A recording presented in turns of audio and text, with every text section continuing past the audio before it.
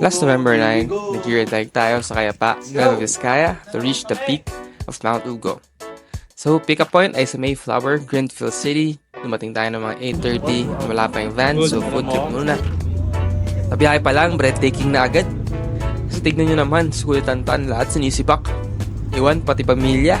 So before 6 a.m., makarating na rin kami sa Kayapa, which is our starting point. Time check, 5:42. So bago magsimula, orientation muna, then bira na. Fresh na fresh pa. Wala pang hingal. Nag-start kami ng mga pasado 7 a.m. and we expect to reach the campsite before the sun sets. Pa lang, assault na agad. Pag nakatara ka dito, tapos sinutusan ka ng nanay mo bumili sa baba, magmamaktol ka talaga. At ang 10 minutes. Wala ako.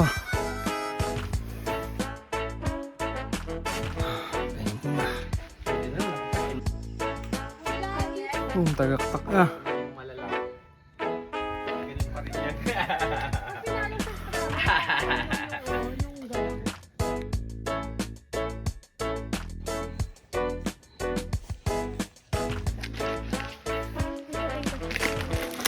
Uy, may nag-chips na.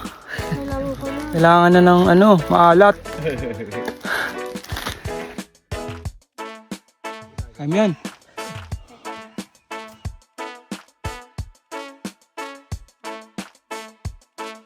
Lapit na. Lapit na, sumuko. Huwag mo niloloko sa sarili mo po yun.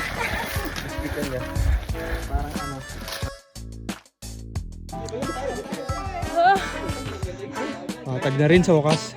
Mga 10 a.m., nakarating na kami sa medyo patag na daan. Kaya pa yan, Ten. Kaya pa yan. Tayo muna, cool down, tapos na konti, ipon lakas, tapos bira na ulit.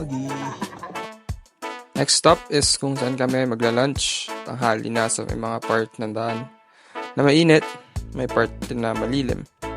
Hindi kami pagod. Hindi tayo pagod. Tumingin ka na sa paligid mo, appreciate the view. Bukas masaya ka na. Tama na po, hindi na gumagana.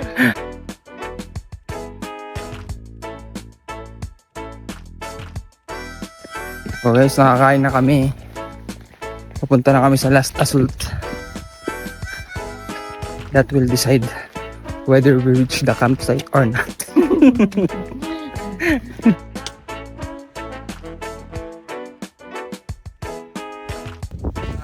Lamig na dito.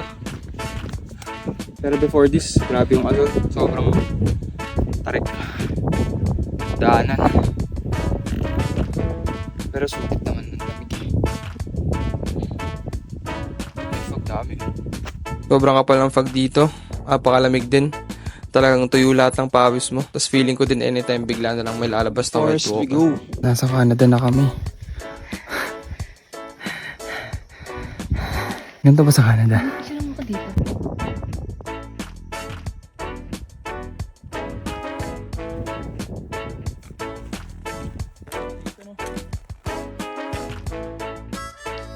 4 Touchdown p.m. campsite. Narating na namin yung campsite.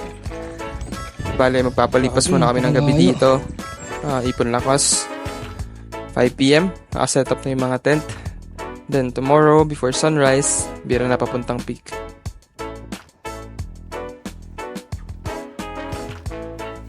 Shoutout din kay Kuya Peter sa sobrang solid na dinner. Sobrang lamig. Nakapalibot kami sa bonfire. 5:30 a.m. Simula na kami umakyat. Nagtantong dinadaanan namin. Wala ba ba? Asot. Sobrang ikli lang ng part ito. In less than an hour, nakarating na kami sa tuktok. Dahil na din siguro wala na kaming daladalang mga gamit. Pero hingal-hingal pa rin.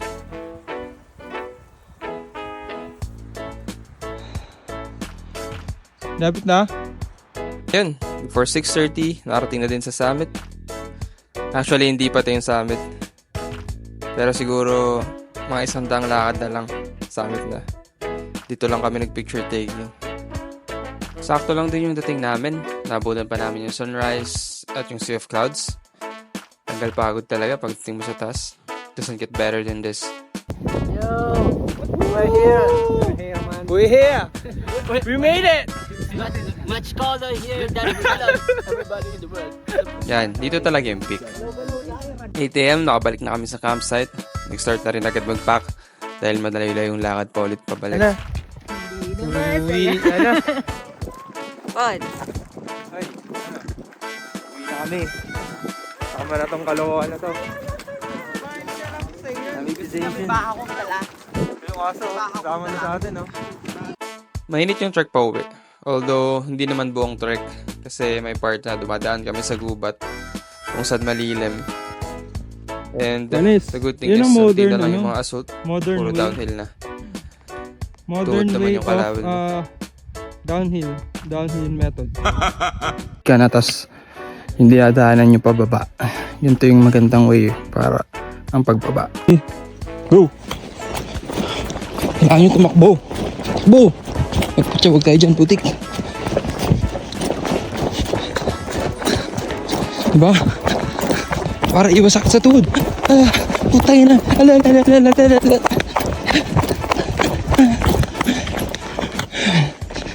Solid. Pilapil. Mid-trek, nagpahinga at kumain muna kami dito sa maliit na village along the way. Nakaidlip pa nga ako.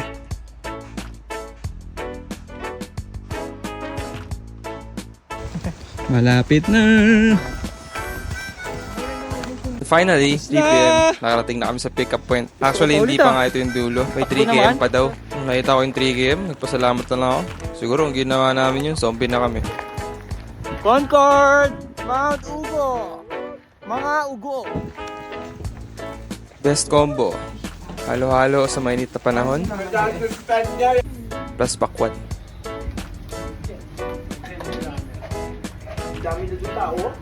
.4:30, all set na. Bye, Mount Ugo. Pabalik sa Maynila. Hanggang sa muli Okay na. natin pagkikita. Diyan mo lang.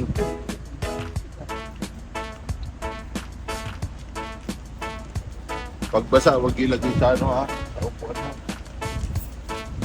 Lay naman. Lastly, tuman muna kami sa barangay hall para kunin yung mga diploma namin, ST certificate. And that's it. Saan kaya next? Suggest kayo. Comment down below.